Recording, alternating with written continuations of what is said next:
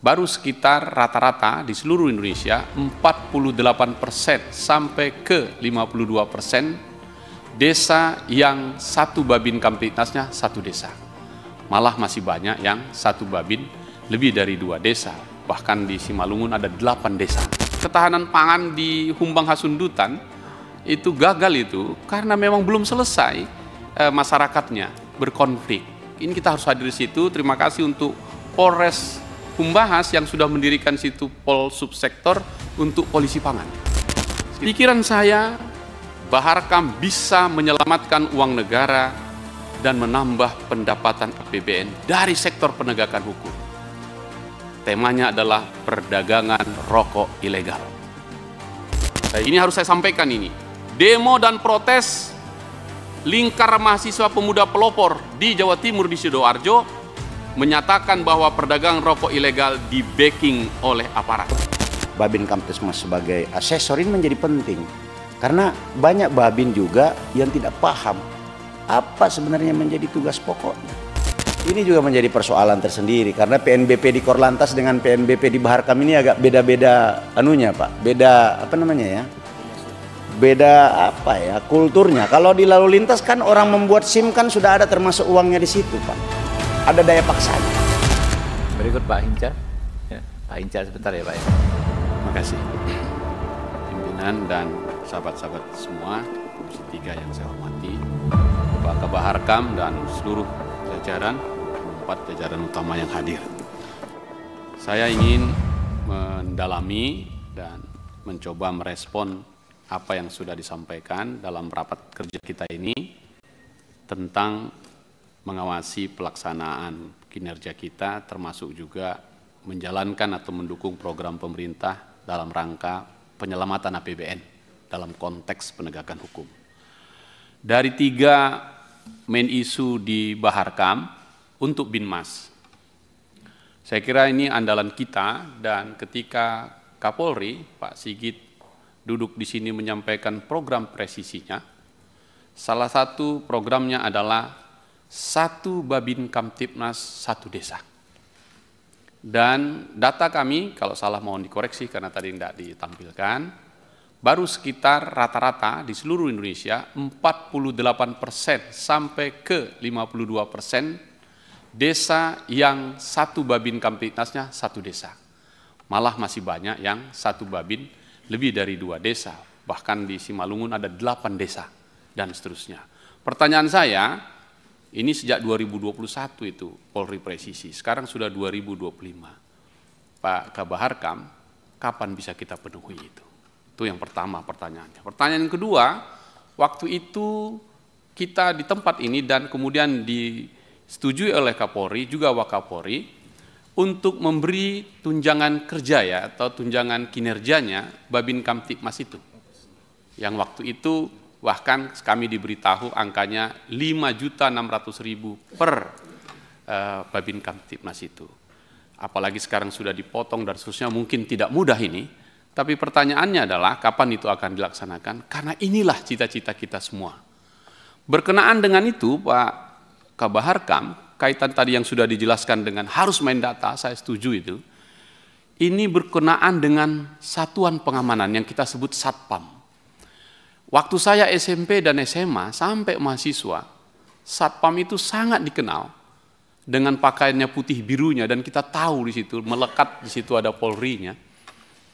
Dan belakangan Satpam kelihatannya menjadi enggak keluarganya Polri lagi di perspektif masyarakat, karena masing-masing bisa bikin satpam sendiri.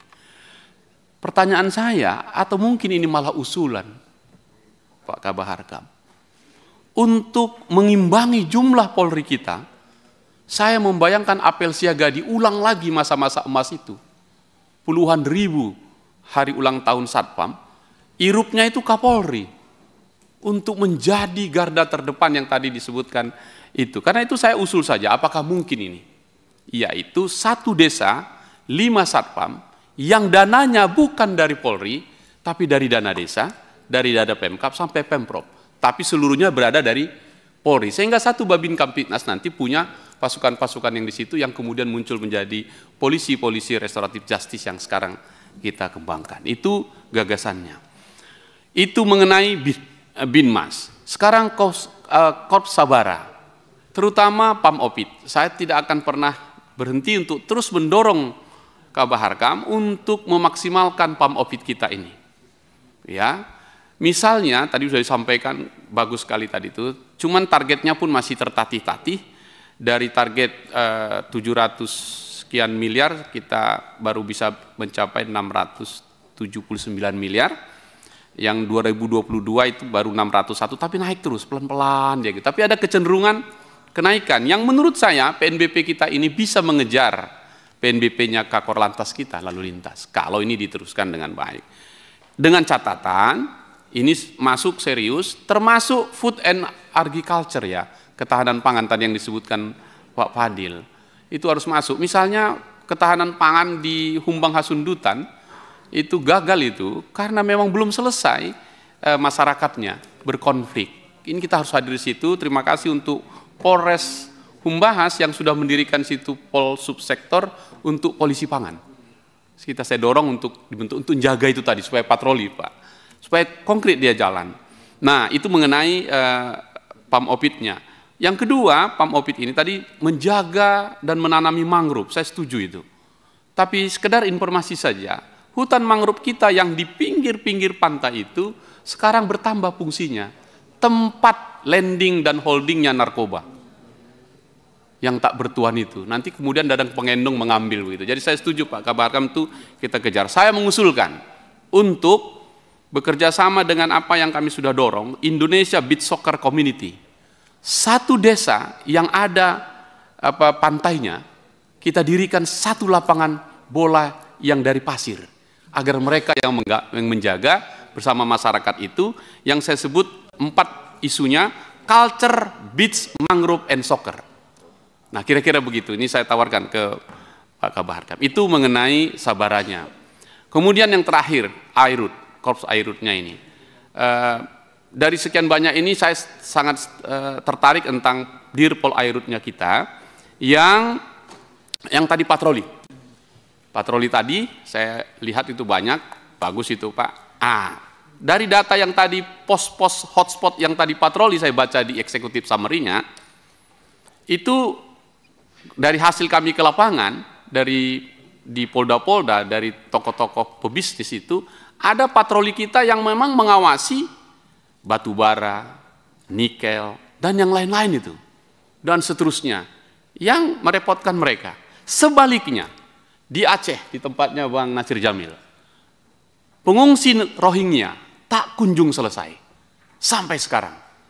Nah, kami mohon itu menjadi perhatian kita, Pak Kabaharkam. Berikutnya tentang polisi satwa, saya tertarik sekali dengan K9 itu. Ya, K9 itu 405 ekor, kuda 53. Pertanyaan kritis saya adalah sekarang itu sudah berapa umurnya dia? Oke? Kapan dia pensiun? Kalau pensiun ditaruh kemana? Kita beli dari mana dan apa fungsinya? Oke? Apakah bisa ya itu. Saya bicara dengan teman-teman Bea Cukai yang di Jakarta Timur, mereka punya bagus-bagus tuh. Ada pikiran saya Pak Fadil, kenapa nggak kita kembangkan ini, K9 ini? Nanti kalau ada 10 cuma 3 yang lolos, yang 7 kita jual, itu juga akan bisa untuk APBN kita. Ini pertanyaan-pertanyaan yang memang sangat kecil, tapi sangat serius tugas-tugasnya dan saya tertarik dengan itu. Terakhir, ini penyelamatan untuk APBN kita. Kalau saya setuju Pak Wayan tadi, pikiran saya, Baharkam bisa menyelamatkan uang negara dan menambah pendapatan APBN dari sektor penegakan hukum. Temanya adalah perdagangan rokok ilegal. Saya ingin angkat ini dulu, minta izin pimpinan, supaya kita punya pikiran, karena APBN kita tidak mudah hari ini. Fiskal kita sangat berat. Tapi dari rokok ilegal ini akan keluar angka-angka yang besar, yang menurut saya menjadi tantangan bagi Baharkam untuk menyelamatkan ini. Menurut WHO, 1 dari 10 batang rokok yang dikonsumsi di dunia adalah ilegal. 1 dari 10. 1 dari 10. Data WHO dan World Bank memperkirakan bahwa pemerintah di seluruh dunia kehilangan setidaknya 40 sampai 50 miliar US dollar per tahun karena praktek perdagangan rokok ilegal. Kerugian ini muncul dalam bentuk hilangnya penerimaan pajak dan cukai. Berdasarkan data Gabungan Perusahaan Rokok Indonesia, disebutkan rokok ilegal mencapai 7% dari total rokok di Indonesia per tahun. Nah, ini tentu akan menurunkan pendapatan kita sampai 300 triliun. Besar ini. Beberapa tahun lalu penerimaan negara kita bisa tembus sampai 350 triliun. Nah, setiap tahun orang bea cukai tentu mengejar ini. Tidak hanya diproduksi di Indonesia, rokok ilegal kerap datang dari luar negeri. Salah satu yang terbesar terjadi tahun lalu, 16 kontainer berisi 73 juta batang rokok impor ilegal dari Uni Emirat Arab. Digagalkan penyeludupannya di Pelabuhan Tanjung Perak, Jawa Timur. Saya mohon perhatian kita ini, mohon izin Ketua, saya teruskan. Tidak hanya Uni Emirat Arab, saya mencatat Inggris, Swiss, Korea Utara, dan Vietnam juga melakukan itu. Respek untuk Bahar Kampolri. Melalui Polairutnya telah melakukan penindakan berupa tahun 2024 5,3 juta batang rokok di Banjarmasin. Tahun 2024 yang sama 6,4 juta rokok ilegal di Banten. Tahun 2025 di Kepri di Karimun 3 juta batang rokok. Di Batam 2025 324 ribu batang rokok. Banyak sekali ini. Banyak sekali Bapak Ibu. Saya sepakat apa tadi yang disampaikan. Nah, analisa saya adalah menjual rokok tanpa pita cukai seolah menjadi tambang emas baru bagi para sindikat. Nah, poin saya sindikat. Karena tugas polisi mengejar penjahatnya. Perhitungannya sederhana. Harga rokok legal kian menjulang akibat cukai terus naik supaya pendapatan negara memang bagus. Supaya jangan salah persepsi di kita semua, rokok ini debatable ini. Kesehatan, pendapatan negara, tenaga kerja, dan hasil-hasil bumi kita. Di mana kita bijak meletakkan ini? Saya ingin meletakkannya ini dalam sindikatnya, tidak debat tentang kesehatannya. Bagi para pengedar rokok ilegal, situasi ini menawarkan selisih harga yang sangat jauh ini Pak. Mereka hanya perlu memproduksi atau mengimpor rokok murah. Yang penting ada saja. Mereknya silahkan. Hasilnya keuntungannya berlipat ganda. Nah, dari rangkaian ini, Bapak Ibu sekalian, peraturan ketat soal pita cukai rupanya malah memantik kreativitas pasar gelap. Nah, ini urusan Bapak-Bapak ini. Daripada kita ngejar sabung ayam menemukan korban kepada teman-teman, ini lebih besar ini pekerjaan kita. Berbagai laporan penindakan menyebutkan seludupan dari Uni Emirat Arab, Inggris, dan Korea Utara berseliweran di perairan Indonesia. Ini saya mau ngomongnya Polairut. Perairan. Saya menilai selama selisih harga pasar domestik tetap tinggi, penyeludupan nggak mungkin bisa kita hentikan. Di Batam misalnya, statusnya sebagai daerah perdagangan bebas.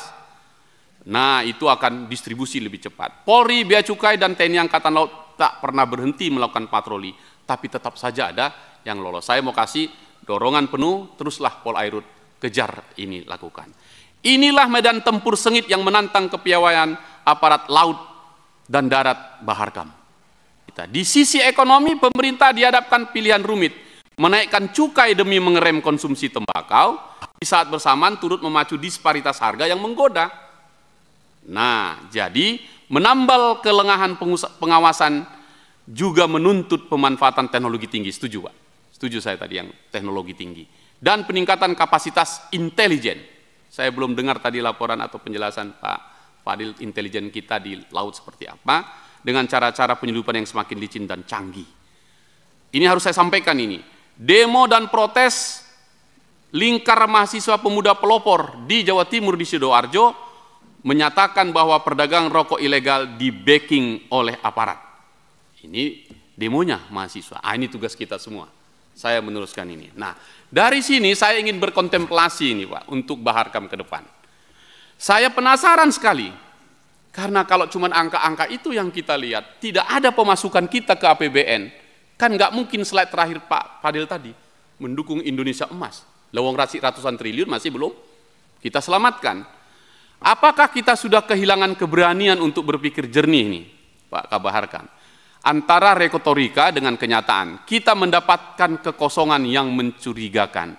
Data tadi yang saya sebutkan 7% itu sangat besar. Jika dihitung itu bukan sekedar ratusan miliar yang hilang, melainkan puluhan triliun. Bahkan 10 besar orang terkaya di Indonesia, papan atasnya itu adalah pengusaha rokok. Jadi, saya tidak bilang dia ilegal, tapi maksud saya rokok ini menghasilkan orang menjadi kaya. Nilai yang meraksasa tersimpan di kantong-kantong yang tak pernah jelas juntrungannya. Pertanyaannya, siapa pemilik kantong itu? Pertanyaan ini kusampaikan kepada bapak-bapak semua. Andalah yang mengejarnya, Andalah yang mencarinya, Andalah yang menangkapnya.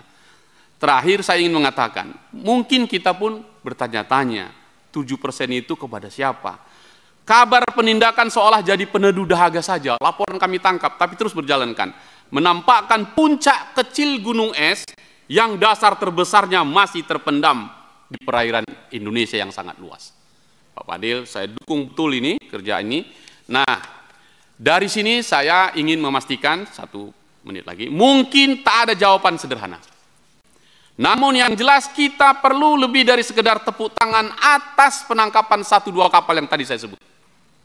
Puluhan triliun adalah monumen yang menanti disentuh, ditunggu ditafsirkan untuk kejelasan Bapak Ibu semua.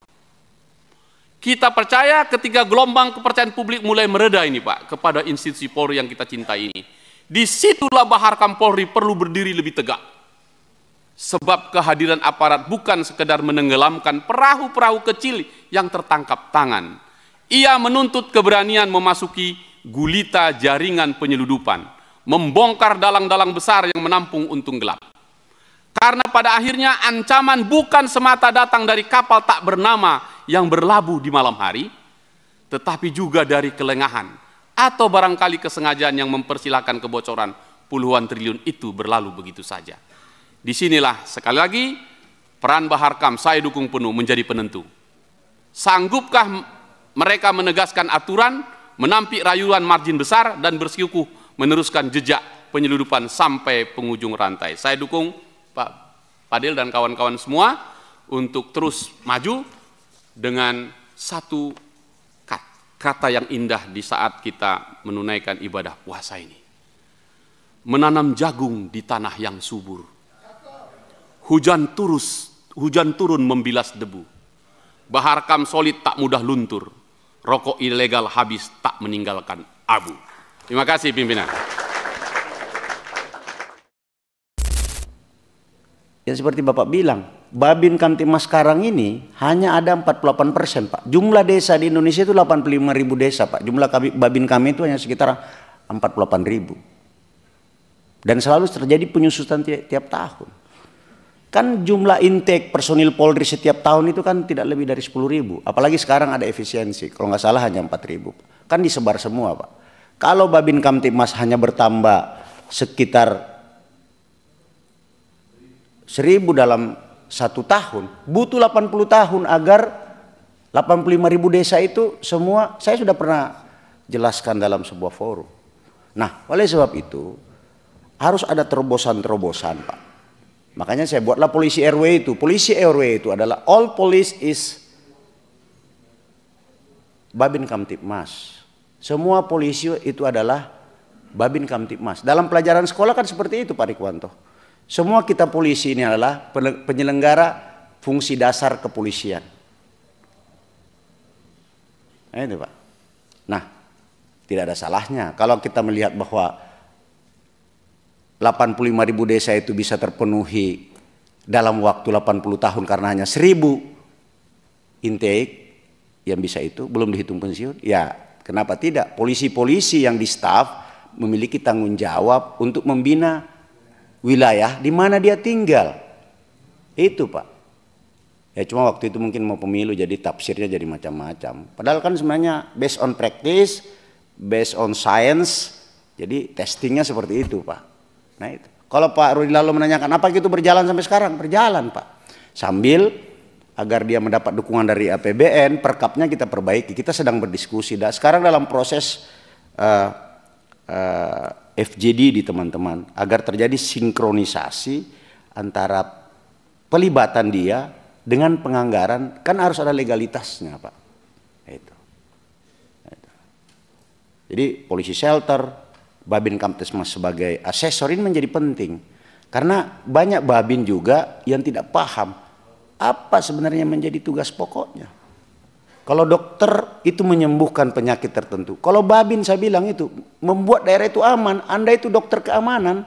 Oleh sebab itu Anda harus mampu mendiagnosa penyakit seseorang dan memberikan obat agar dia bisa sembuh. Bahasa sederhana saya begitu kalau saya ketemu Babin.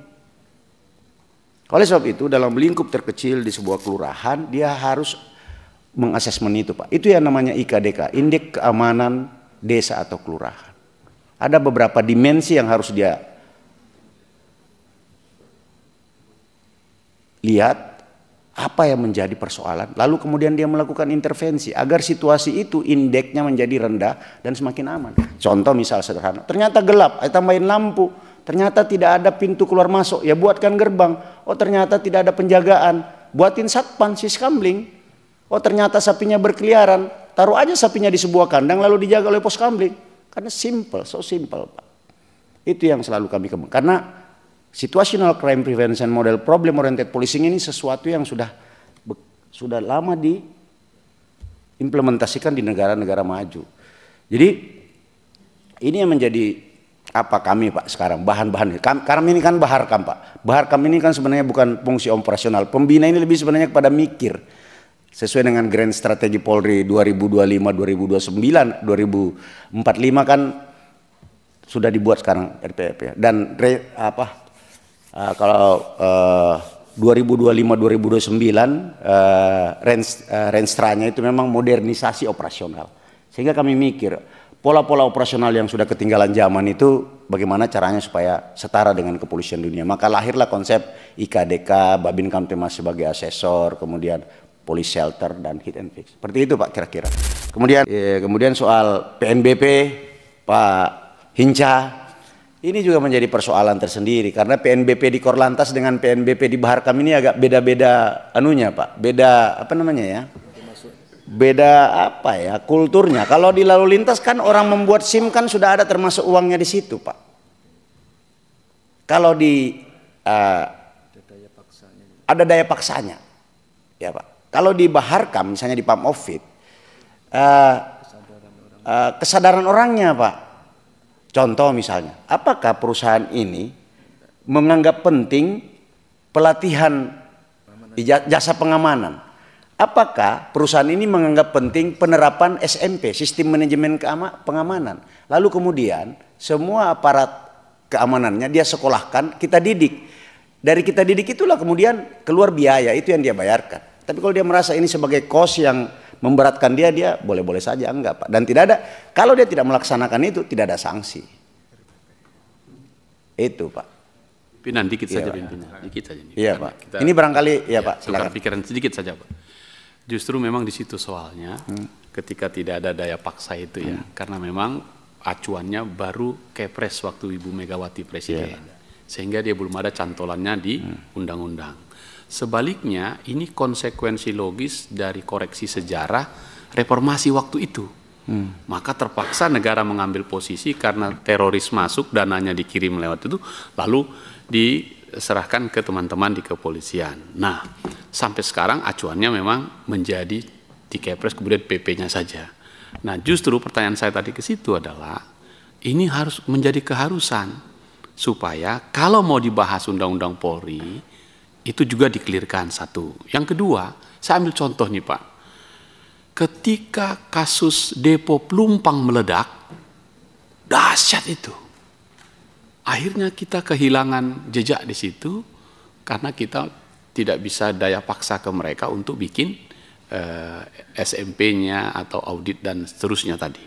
Nah, poin saya adalah mendorong ke Baharkam agar memikirkan itu untuk menjadi sebuah kewajiban. Karena objek vital nasional ini menjadi sangat serius menjadi kedaulatan kita.